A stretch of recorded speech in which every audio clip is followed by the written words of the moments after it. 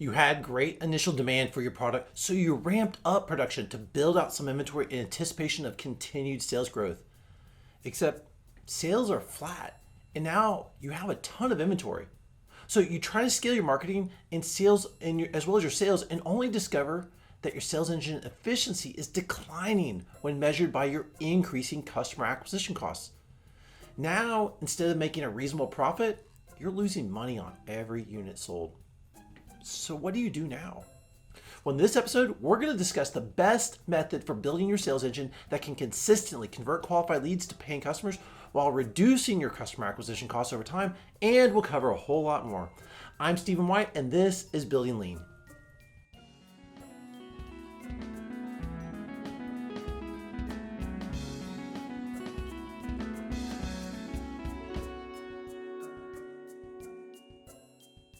Hey there, awesome founders. Welcome back once again to Building Lean, our series of workshops that cover the steps and activities your startup must take to build key business functions to sustainably generate revenues.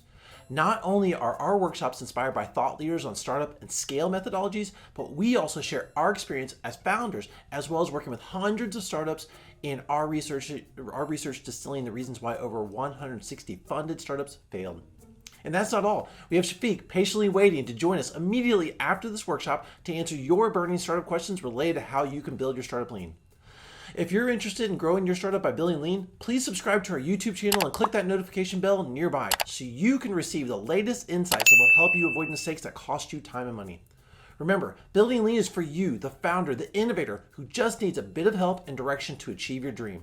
And we believe in you because we know what it's like to search for help or guidance in how to start a startup. We've been there before. So don't hesitate to ask us a question, submit a question, reach out to us, or even seek feedback from us. We'll do whatever we can for you as quickly as possible. And if you need a bit more dedicated one-on-one coaching, we'll be happy to work with you to get you into one of our incubator programs. Now, let's get to why you're here. This episode continues our dive into the activities and milestones you need to complete in order to successfully achieve the second startup phase of repeatable sales and delivery.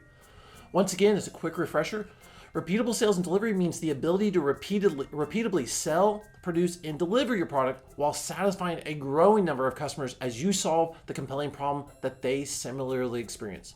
In other words, this phase is about automating your key business activities in preparation for scaled growth, all while not losing focus on serving your customers' needs. During our last episode, I covered the process of building a lead engine that can regularly generate qualified leads with a predictable cost per lead, which will enable you to develop your marketing budget and know the amount of time you'll need to generate qualified leads while working through your sales engine. During this episode, we're focused on the process of building a sales engine that can regularly convert your qualified leads into paying customers. This will enable you to ensure you're generating sufficient margins to eventually achieve profitability. Now, what do we mean when we say a sales engine? Well, like the lead engine, we view the sales engine in the same conceptual framework. Specifically for us, an engine consists of some automated process, an instrumentation panel that helps you monitor the performance of that process, and controls that help you control the operation of the engine itself. For our second milestone, we are going to build the sales engine. So let's look at the components of our sales engine in a little bit more detail. The sales engine consists of three components. Number one, a sales conversion process, which in this case is guided by the buyer's journey. Number two, the KPIs that help you measure your revenue earned per qualified lead, as well as the conversion time it takes for a qualified lead to make a purchase decision. And number three, your controls, which would be the number of qualified leads you can pour into your sales engine. Now, controlling the number of qualified leads in a given time frame will help you control the number of sales conversions that you can achieve within that time frame. If you are successful hitting your target KPIs, this will all occur. Now, let's look at each component in detail, starting with the sales conversion process. During our last episode, I discussed the benefits for using a process. As a quick reminder, a process enables your startup to, number one, onboard new staff easily and fast. Number two, create a common understanding among team members that results in better coordination of work between team resources. And number three, it helps you find and fix issues at critical points in the process more quickly.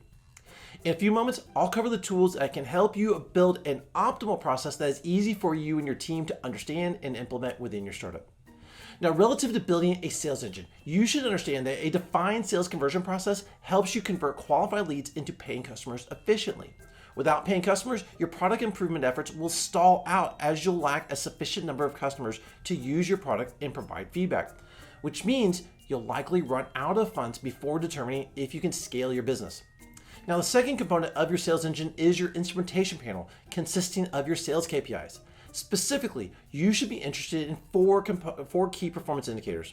Number one, your revenue per qualified lead over time. Number two, your unit sales trend. Number three, your conversion percentage trend. And number four, your conversion duration trend. Now, for our purposes, we define the capacity of a sales engine as the number of qualified leads it can convert to paying customers in a given time frame. The activities for building your sales engine include calculating the cost of sales as well as the duration of the customer conversion. Now, finally, the third and last component of your sales engine is the control available to you for increasing the capacity of your sales engine.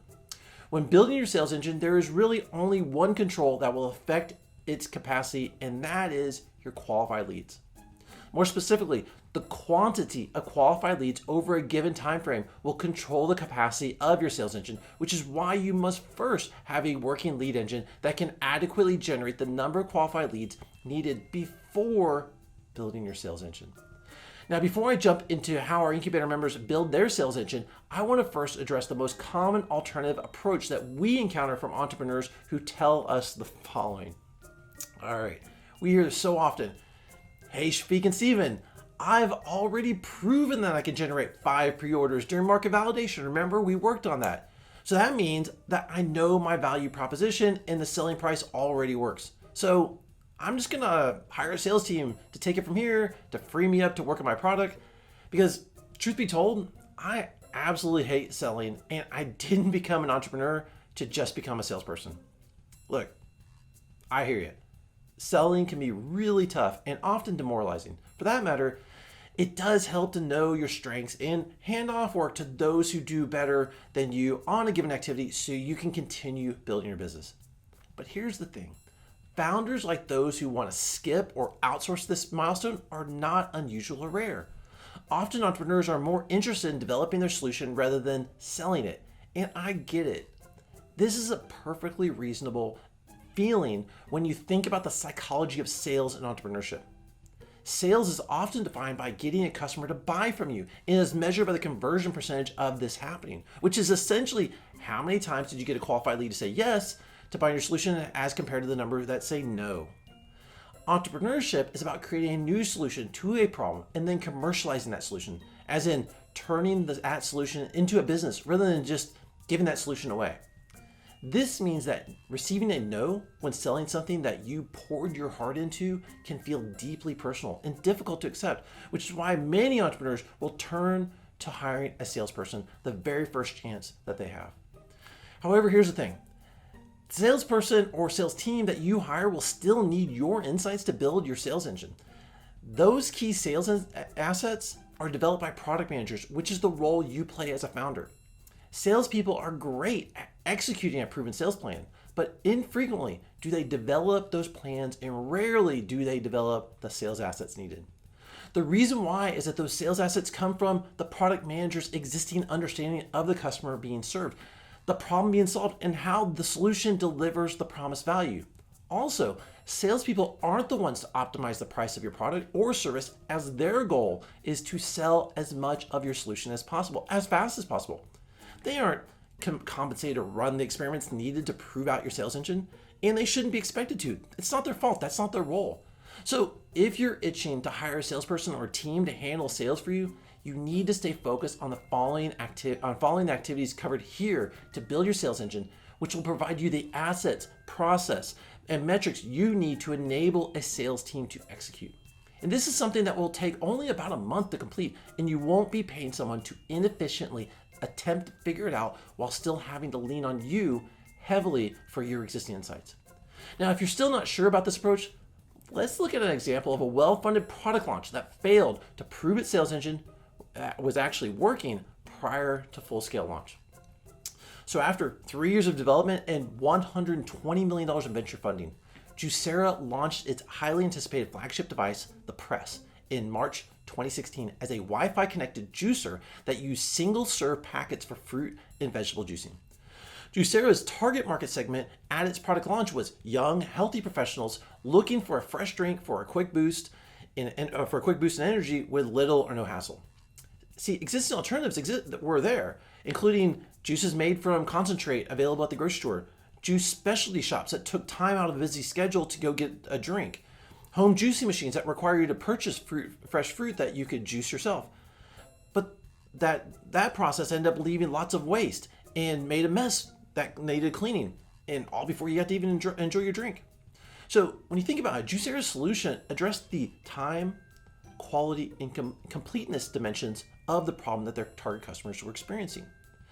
They provided a press that extracted fresh juice from their juice packs in less than a minute. So Juicera would seem like a slam dunk, right? Plenty of cash and media attention to generate a voluminous number of qualified leads, a beautifully designed product that was easy to use, along with a wide variety of flavor options, an experienced and talented management team ready to perform. So what went wrong? Oh wait, I did forget to mention one thing. Let's see, what was that again? Oh, that's right. I skipped Juicera's price and business model. Well, about that. The Juicera press was priced at $699 for each press. And that didn't include the price of the produce packs that contained the blends of pulped fruit and juices. As Juicera sold those packs as a subscription, a consumer would spend between $5 and $7 per pack. And each pack translated into only one drink. By the way, each pack had a limited lifespan of 8 days, and the QR code on the pack itself was scanned and verified by the internet-connected Juicera press before it could be used. So yeah, Juicera kind of forgot to test the effectiveness of its sales funnel and validate its pricing before launch. And we know this as only 7 months after launch, Juicera ended up with a new CEO when Jeff Dunn, the former president of Coca-Cola North America, someone with a lot of credibility, took over. And Juicera ended up dropping the price of the press by more than 40% to $3.99 within 9 months of launch, or 2 months after Jeff joined, due to such slow sales. Those were pretty drastic actions to take quickly, which would seem to be enough to turn things around. I mean, it seemed like you had all the elements in place. However, it was at this point, with all the negative press and consumer doubt swirling around, that it was discovered that the pulp in the subscription packs was rather unremarkable and could easily be squeezed by hand to produce the same juicing experience without the device cost of the Juicera press, thus eroding the product's value altogether. When it comes to building a sales engine for your product or service, you need to have a plan in place to measure whether you're on track with hitting your goal. To measure your progress, we use a technique called OKR, which stands for Objective and Key Results, and it's a framework for setting and measuring goals as well as the results and the activities to achieve them. For the second milestone of Sales Engine Built, we've designed a 30-day OKR that keeps you focused on completing the activities necessary to finish this milestone within 1 month. The key results correspond directly with your progress on the underlying work plan. Now, I want to point out one thing before moving on. When I refer to a defined time frame with the first key result, we'll cover how you'll calculate that for your startup in a moment. So let's review what your execution cycle should be. Since we've already done all the hard work by building a project guide, I'll use this as a reference point for this episode. Now, the key aspect is as you begin each activity, you need to plan your work so it can be completed manageable in bite-sized chunks. This prevents the feeling of being overwhelmed in the work ahead or discouraged when you encounter a small setback. Once you've made your activity plan, then using the framework, tools, and process guides that I'm about to cover, you'll work on each activity in an orderly manner, which will keep you focused and on target. After completing all the activities for a given milestone, you need to schedule time to review your results with an outside advisor. Your advisor can help you with a fresh pair of eyes to quickly analyze whether you've correctly built your sales engine or not. In this last step of your execution cycle, you need to evaluate whether your idea suffers from a fatal flaw related to your price assumption. If you have advisors who are well-versed in lean methodologies, then they should be able to help you perform this analysis. By the way, it may seem redundant to perform a fatal flaw analysis during the second startup phase related to your price assumption when you already performed this during market validation. In fact, this fatal flaw analysis is focused on the automation aspect of your price assumption, which is something you weren't concerned with before as your activities then were manual. So I'll bring this up because if you don't have an advisor who can help you work through this process, feel free to contact myself or Shafique to help you perform a fatal flaw analysis. Okay, now that you understand how to proceed using our project guide, let's quickly look at the detailed activities for repeatable sales and delivery's second milestone, sales engine build. To successfully achieve the sales engine built milestone, you'll need to complete the following 4 activities comprising the work plan. Once again, let's look at each activity in detail. The first activity is when you define your sales conversion process, as this helps you set a consistent method for converting qualified leads into paying customers. And there are 3 steps you need to accomplish. So step number 1, you must design your sales funnel, which will guide your qualified lead through the buyer's journey and preparation of them making a buying decision. During the market validation phase, you built the manual version of the sales funnel, as we mentioned a little bit earlier. So just to remind you, your sales funnel has to help the buyer get through the buyer's journey in a self-serve method for as much of the journey as possible. So I think it's probably worth quickly reviewing the buyer's journey as a reminder of how most people purchase a new product that, of course, they've never purchased before. Most of us, when encountering a new product, only focus on the new product when we believe we suffer from the problem the product is trying to solve. So as an example, the first iPhone was focused on busy white-collar workers who ended up being tied to their desk all day as they needed access to the web and their email to complete their work, which prevented those workers from collaborating with their colleagues away from their desk. Now, the sales funnel picks up in the second step of the buyer's journey. The first job is to establish why your customer has the problem and why your customer cannot solve it on their own in self-evident language. Next, you quickly need to have your customer consider all the alternatives to solve their problem and decide for themselves that your product is the best one. Finally, you need to manage their risk of purchasing from you. Only then do you get your customer to a point where they are ready to make a decision. At this point, you still have to answer one critical question. From the buyer's perspective, they're asking, is this right for me? That means your customer has to see themselves using your solution. The only exception is when your product price is so low that your customers are willing to try it just to see if it's right for them, because the risk is basically not there. So that's it. This is how, in general, we all purchase new items. By the way, this is not the process you would use when a customer makes a repeat purchase of an item. That is a completely different process because many of these questions have already been addressed and the customers focus on the prior solution experienced.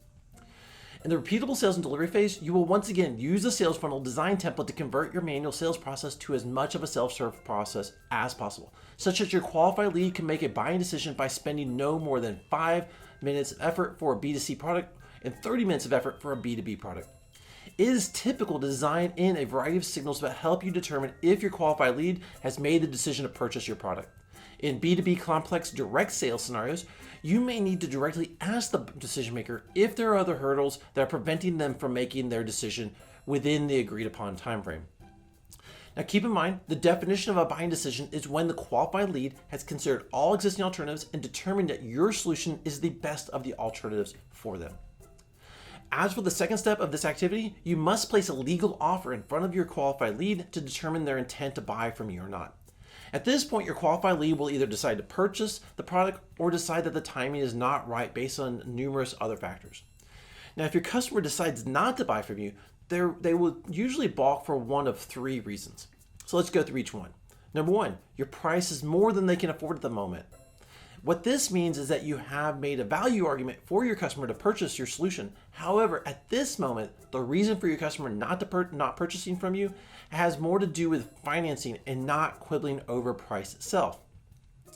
Number 2, for your qualified lead, a life event has changed their priorities since you engaged them and the timing is no longer the same. This often happens when sales cycles run over several weeks to several months. Number 3, your qualified lead is not convinced that they are getting the best price from you. In this case, you may need to offer a one-time, time-sensitive special discount to see if you can push your qualified lead over the edge to convert as a paying customer. It's important to understand which of these factors is the reason why a prospective customer chose not to buy from you, as this will enable you to nurture them through a drip campaign and become a future customer conversion rather than a wasted opportunity. Now, of course, once you have the order, you are not done until you get the money, which is why you need to define how you'll do that during step 3 of this first activity. In most B2B sales, payment collection will not happen until the product is delivered and consumed by the customer. In the software industry, until recently, it was common to collect the money up front since software was shipped on CD or discs. The thinking then was that there was no way to recover the product once the customer had it and could easily copy it. Now, of course, this has obviously changed over the past few years. Most online sales collect the money as soon as the product is shipped. However, this is rarely the case when selling to Fortune 500 companies. So, depending on your product and your customer, be prepared to wait up to 90 days to collect your payment. And the reason why I bring that up is you must factor this into your sales engine as it'll affect your cash flow as well as the risk of customer returns.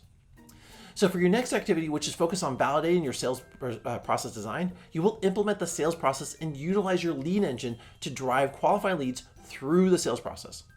You will utilize a sales funnel validation log template to track the efficiency of your sales process. Once you have validated your sales process, it's time to optimize your sales engine. In this activity, your principal concern is to ensure that number one, your sales process is working. Number two, you have a tested hypothesis of increasing the revenue per lead, increasing your unit sales.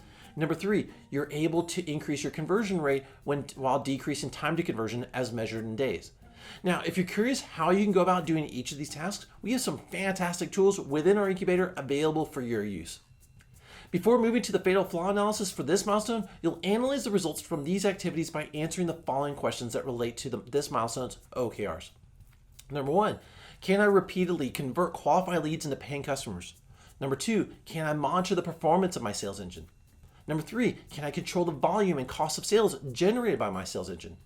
Now, if you answered yes to each of these three questions, then you'll proceed to the next milestone of production and delivery engine build. To achieve the sales engine build milestone, it'll take, once again, 1 month. Now, let's look at how to fix the issues when we cannot answer these questions in the affirmative by performing our fatal flaw analysis. Now, as you already know from our previous episodes, there are 5 fatal flaws related to your startup's key business assumptions. The first fatal flaw related to whether you found a compelling problem, which doesn't reoccur during the second startup phase of repeatable sales and delivery. You've resolved that during the market validation phase, the first phase. And I just covered the second fatal flaw related to your lead engine during our previous episode, which takes us to the third fatal flaw related to customers rejecting your product price.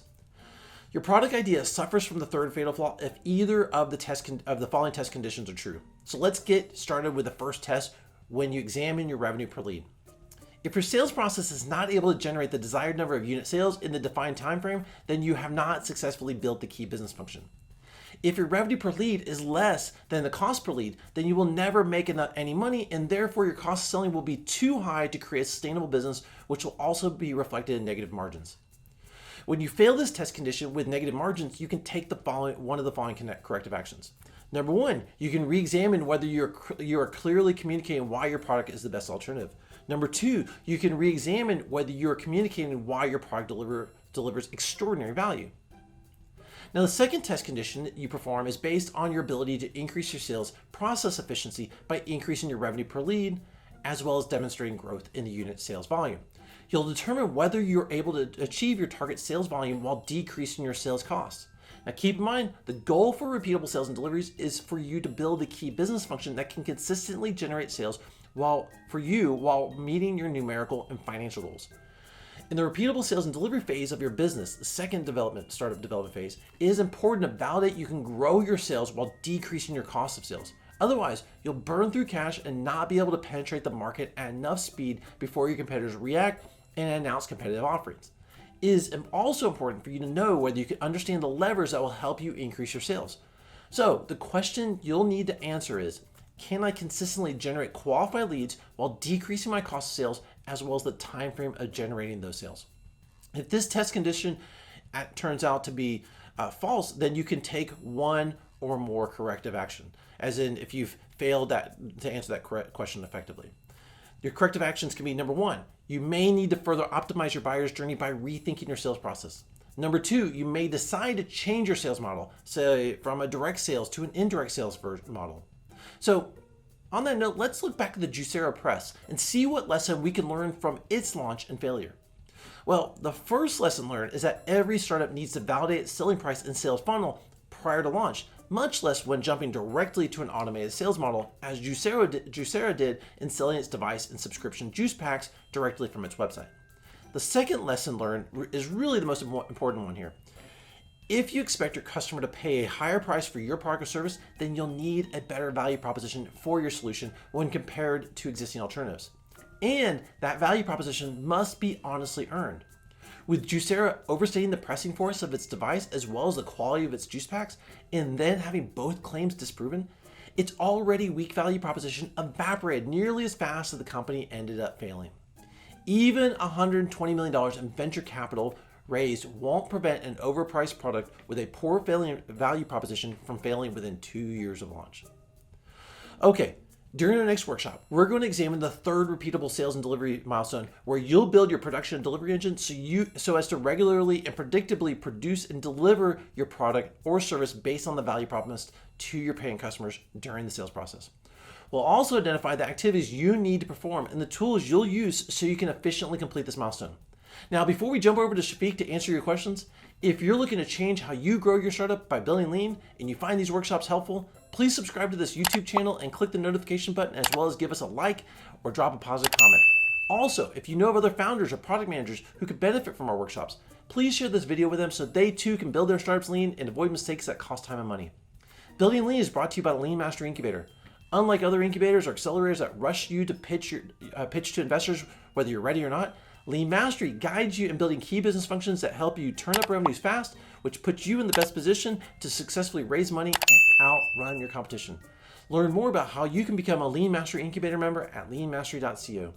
Thank you all for watching, and remember, don't let anyone knock you off from achieving your dream, as we believe you can do it, and we're here with you for each step of the way. So let's continue building lean by jumping over to Shafique to get us started with answering your burning startup questions.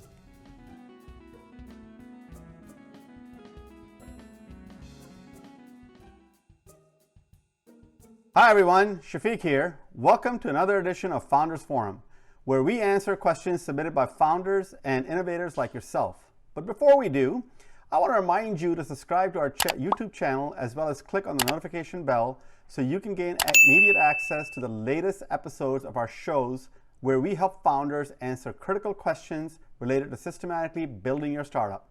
All right, hey Steven, are you ready with our first question? Hey there, Shafique. I have our first question right here, and it comes from a founder who is a B2B startup, which is in the second startup phase of repeatable sales and delivery. And his startup offers an enterprise software solution for cloud-based data security. All right, and his question is, when is it appropriate for a startup to use an enterprise sales team or a self-serve sales model? Okay. So enterprise versus self-serve. All right, well, let's start by first asking if your solution is architected and capable of being sold in a self-serve model.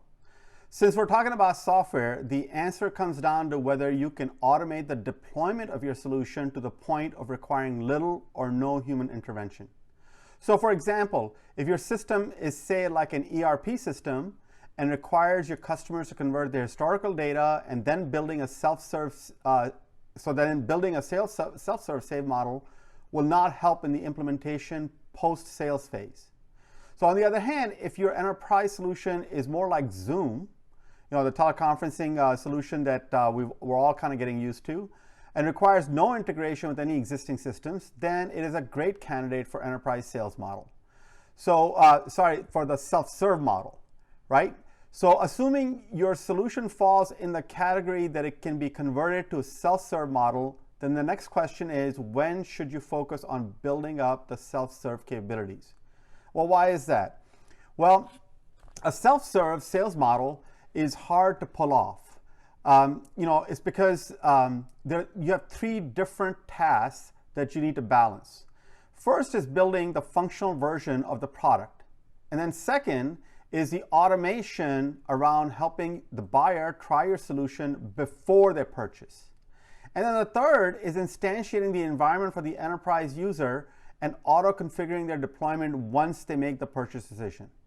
So on rare occasions, the last step is carried out during the second step, as the customer wants to try your solution and see if it'll work for them. So the question is, should you invest in doing all three from the beginning? And our recommendation is almost always no.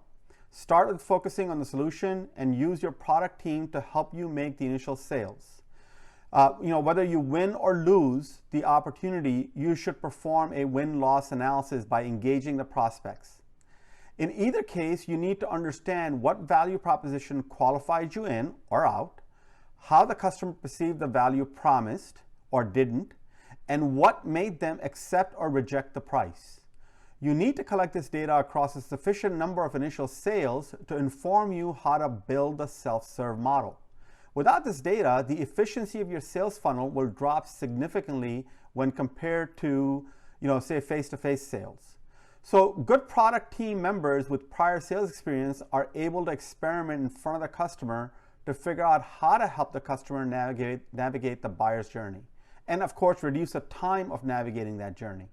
So if they're a good historian, then after each sale, and I mean by good historian, I mean the team members, right? That you should have some role who plays, okay, what happened in this sale opportunity? Did we win it, lose it? And they go out and do discovery and they figure out what works. So historian is they look backwards and they figure out what worked and what didn't, right? Like I described earlier. So, and then as a historian, they make sure the rest of the team is informed, they understand what works. So everybody's kind of like on the same page. The whole organization learns along the way on what's working and what's not. So all of this data is essential for the product team to refactor the UX to convert the initial solution into a try before you buy approach. One of the key lessons we have learned by working with hundreds of founders is that you just can't skip important steps of manually delivering these types of solutions first. If you do, you're invariably going to lead to lots of rework and lost time. So gather the data you need to properly design and build a self-serve model if it's applicable. Steven, would you like to add your thoughts to this? This is great. This is really great framing. What I heard you say is a startup can use an automated or self-serve sales model if its product or service can be automated as well. And I recognize, just like you, there are exceptions to this rule, but I really like this approach as it harkens to recent innovations related to revenue models, business models, solution delivery models.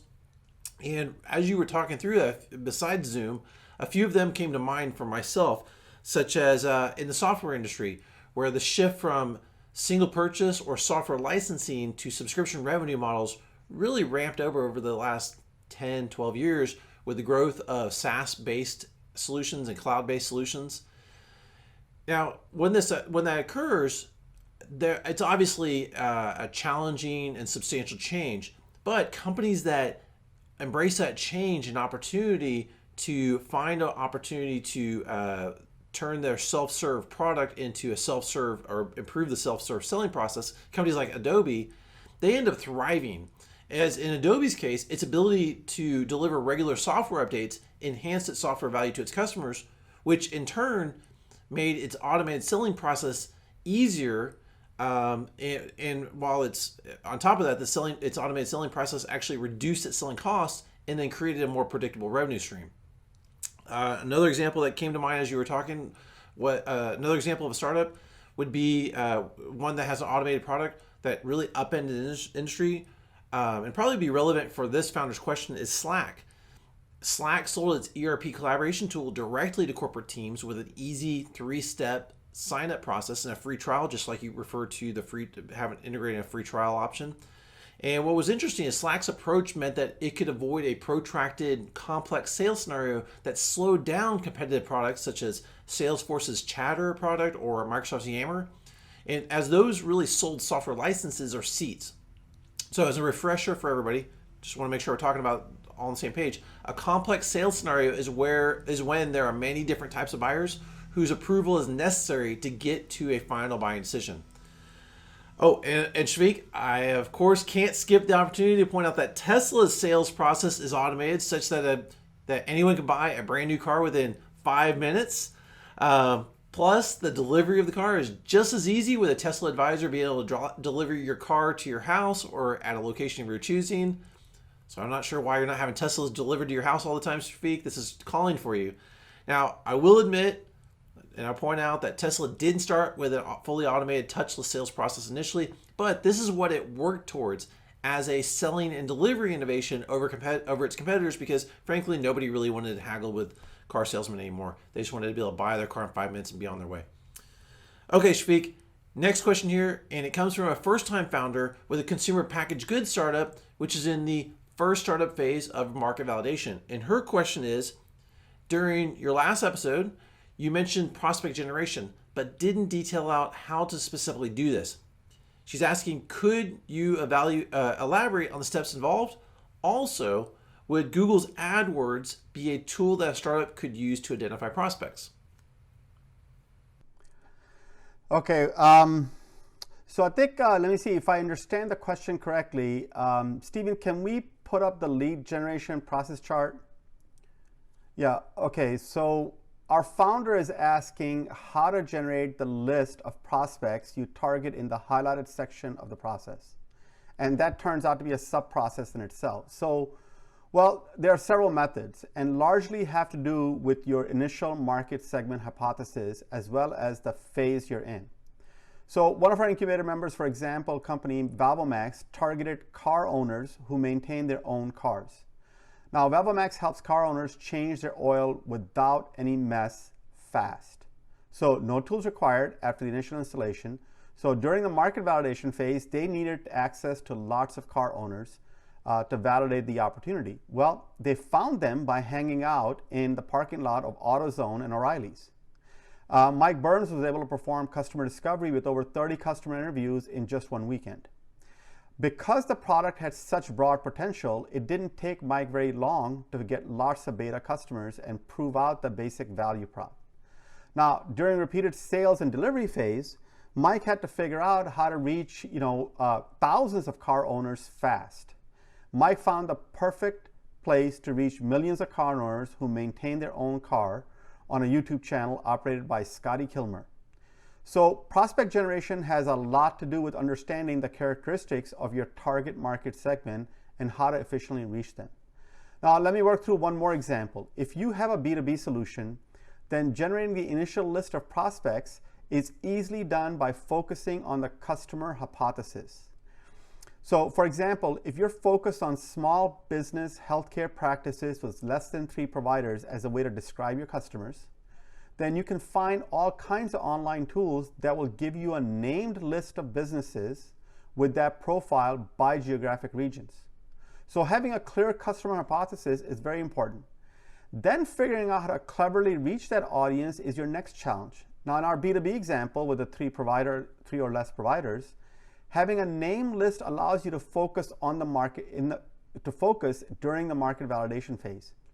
In most cities, healthcare providers can be found in professional buildings near local hospitals. So canvassing a healthcare provider professional building can help you reach lots of prospects in just one trip. Of course, during the next phase, repeated sales and delivery, you need to figure out how you're going to reach that same segment without having to visit each one face to face. So this is where you'll need to discover a scalable channel strategy. But because you're trying to reach businesses, you can have a direct outreach strategy by region that targets known named businesses. Because businesses by definition don't have an unlisted way they operate. They have to be public, right? They have to have a public face, and which means that you can solicit them. Now that same strategy, of course, does not work for consumers in a B2C scenario, as finding the names of consumers who suffer from the problem you're trying to solve runs into all kinds of privacy issues. So in summary, the prospect generation process starts with your customer hypothesis and then your channel hypothesis where you can reach those customers for each phase of your startup development. Now, as far as using Google AdWords, of course, your ad will appear far more effective as well as your per-click spend if your customer hypothesis is well proven out during the market validation phase. Which also means that you should not be trying to use Google AdWords as a tool during the market validation, but is perfectly fine, of course, during repeated sales and delivery phase, as well as during the sustainable growth phase. Now, Stephen, I kind of covered a lot of territory. Would you like to kind of summarize with your thoughts, or did I do it pretty comprehensively?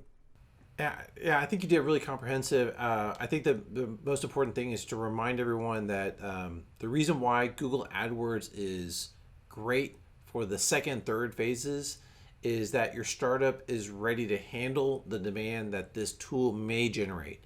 I think you really kind of broke down the prospect generation process very thoroughly, but I wanted just to highlight that specifically. See, if you were to use Google AdWords prematurely, such as during the market validation phase, such as the case with this founder who submitted the question, the volume of prospects generated may be wasted as the manual sales process and your manual production delivery process would probably not have been developed yet. Okay, here's our last question, Shafique, and it comes from a second-time founder with a consumer fitness product, and his startup is also in the market validation phase. This founder's question is, I really like your buyer's journey. It makes a lot of sense to me. What I'm struggling with is how to resolve two issues for my specific product. First, how do I get a buyer past the question of does it work when it comes to evaluating my product? And second, how can I manage my customer's risk when it comes to incorporating this into my landing page? Can you give me some examples of how to do that? Okay, so does it work and the risk question. Got it. So, okay, I think I understand what our founder is asking. Stephen, the buyer's journey chart, can you put that one up? Okay. So what they're asking is how can they help the buyer get through steps 3 and 4 on their landing page in the buyer's journey? And just to remind you, step 3 is where they're considering alternatives. And in there, you have to clearly position your product as the best alternative, right? So the does it work kind of fits into that one, but it also works in the, the risk management, which is step 4. Before they get to the decision to purchase in the step 5. So so if you kind of have that picture in mind, then let's assume that if I have this, that's what you're asking, and I have this correct, then let's start talking about answering the question, does it work first? So for that, there are lots of examples that help you answer the question, does it work? So remember when in market validation phase, I think I recall this correctly, Stephen, as well as in the repeated sales and delivery phase, you don't have enough evidence from real customers yet that your solution delivers on the promised value. So the only argument you can make is theoretical one. Since you're mostly dealing with early adopters, people who suffer from the problem, they know they suffer. So what is an early adopter? They're people who suffer from the problem, know they suffer from the problem, and are actively searching for a solution. Then a non-functional demo of your product is sufficient to get your qualified lead through the buyer's journey. Now, Stephen covered examples of this, of non-functional prototypes in episode, I can't exactly recall what, Stephen, I think it was like 8 or 9, where you covered Dropbox, how they got a large number of beta users by creating a non-functional prototype. And of course, Stephen also recently shared the Boring Company example, because everything is all about Elon Musk for Stephen, so we have to talk about Elon. Now, of course, the best method for getting even qualified leads in late majority is to show them. So what are the ways besides showing a non-functional prototype? Well, when you're later along, when you're in scale phase, this is where really you're trying to target beyond just the early majority. You're looking at the early adopters, you're looking at the early majority and late majority, and both of those groups need to know what the evidence is that your product really works. And in this case, you have to show them it's working. So if you kind of look at, if you look at a lot of consumer packaged goods that are sold as seen on TV, infomercials, they're consistently showing the product performing in real life scenarios, right? And of course, another great mechanism is customer success stories, where customers are giving testimonials. This stuff works great, right? Like those kinds of stories. And of course, another method is, so I think I kind of covered, so it's basically you're trying to show evidence where customers have had success and love using your solution. That's the way to get them past that phase. So depending on which phase of your startup development is, any one of those techniques, the appropriate one matters, and your page is your landing page, your selling page is going to evolve. And what happens is that when you actually have evidence you can share with your customers that does it work, that's where the magic happens, because you then get to reduce the time that the customers spend trying to get to answer that question. Okay, now let's turn to the risk question. There are many methods for managing risk, and depending on the product type. So for consumer packaged goods, providing a money-back guarantee usually does the trick. So does real customer reviews, like if you share what your customers are saying about your product and not made up stuff, right? That's why Amazon is so successful with their platform. Their policies, specifically their return policies, manage the risk for the buyer in really elegant and simple ways, coupled with their reviews. So you really kind of know the product is going to work with the reviews because you're hearing it from other people who've already bought it. And then their money-back guarantee, no questions asked, return policy allows you to then, get rid of that risk. Oh, can I return this if it doesn't work for me, right? Now, for a software product, of course, a try before you buy approach with like a freemium plan is an excellent method. And you'll find lots of people using that because it's really a proven way to get the buyers very quickly to figure out, yep, this is right for me, right? And of course, offering month-to-month plan, not year plans, also reduces the risk. So you can always, if the price is low enough, they'll just whip out the credit card, try it for a month. If it doesn't work, they'll cancel it, right? So that's another way for you to get them through the risk equation. And then, of course, when we go to like large, bigger capital purchases, having product warranties where the product is guaranteed to work for some number of years, like in the automotive, again, we'll go to Steven's favorite entrepreneur, Elon. Tesla has, warranties on a variety of parts of their car, right? So that's another excellent method for managing the customer risk, providing product warranties, which is different than, by the way, product returns. So no question asked return policy is different. Money back guarantee is different than a product warranty, where you'll stand behind the product for its duration of its lifetime. Which usually means like for a car, it's 50,000 or 100,000, or even people have tried 200,000. So Stephen has talked about that in prior Building Lean series. Okay, now a quick warning for everyone. Before I ask Stephen this question, we know he's going to talk about Elon. Okay, so just be ready, because I can tell he's gearing up. Stephen, do you have any novel approach that you've seen recently that help customers manage their risk? And of course, please, try and talk about Elon. I think he's feeling neglected. Okay. I mean, if you're gonna twist my arm, Shafique, I guess I could talk about Elon again. One thing actually what came to mind as you were talking about Tesla, on its does it work strategy. They had a pretty fantastic one that they run. I'm not sure if it's still going on, where you could actually take a Tesla for a weekend or 1,000 miles and drive it, and if you don't like it, you just return it. It was pretty crazy. But don't worry. Well, Steve, that just happened yesterday. The one you just talked about happened yesterday. Monica Lewinsky said, "I can't decide between a Subaru and a Tesla," and Elon said, "Just try it. You can always return it." And that was just like yesterday while we're recording this thing. Oh, that's crazy. I missed that altogether. Okay, don't worry though. Just wanted to tell you, I am going to mix it up. I'm not going to only talk about Tesla cars. I'm going to talk about a different product, Tesla Solar. So, what was once known as Solar City, for those who aren't familiar with it, it was called Solar City before Tesla purchased it. Tesla's solar product is a roof-based solar collector in the form of an actual roof shingle, which made it unlike any other on the market. Doesn't sound like a really sexy product, but it's actually pretty incredible. Now, originally, Tesla offered just kind of pick up off what you're saying at the end there, Tesla offered a lifetime warranty for its solar product, which would seem to be pretty darn fantastic and directly addresses the issue of managing a buyer's risk. But recently, Tesla announced its version 3 of its roof-based solar shingles. As part of that, it's cutting back its warranty from lifetime to 25 years. Now, the question naturally be, why in the world would Tesla do that? Well, there's actually 3 reasons. Number 1, Tesla knew that it wouldn't sell millions of its solar shingle roofs with its lifetime warranty offer. They wouldn't sell that as a product to everyone, as that product was really geared towards early adopters.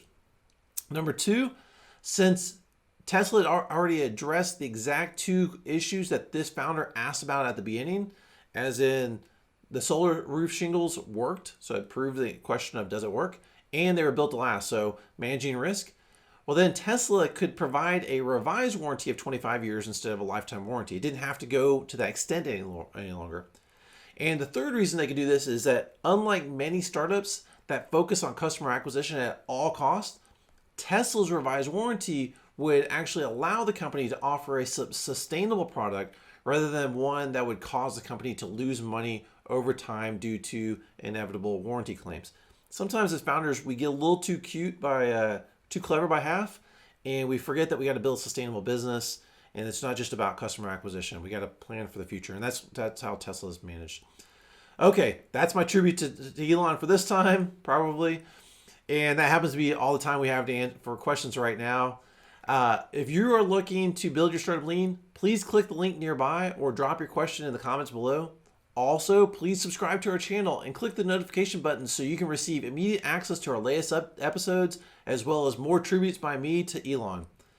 Building Lean is brought to you by the LeanMastery Incubator. Unlike other incubators or accelerators that rush you to pitch to investors, whether you're ready or not, LeanMastery guides you in building key business functions that turn up revenues fast, which puts you in the best position to successfully raise money and outrun your competition. Learn more about how you can become a LeanMastery Incubator member at leanmastery.co. Thank you all for watching, especially you, Elon, and we look forward to helping you be successful in building and pursuing your startup dreams by building lean.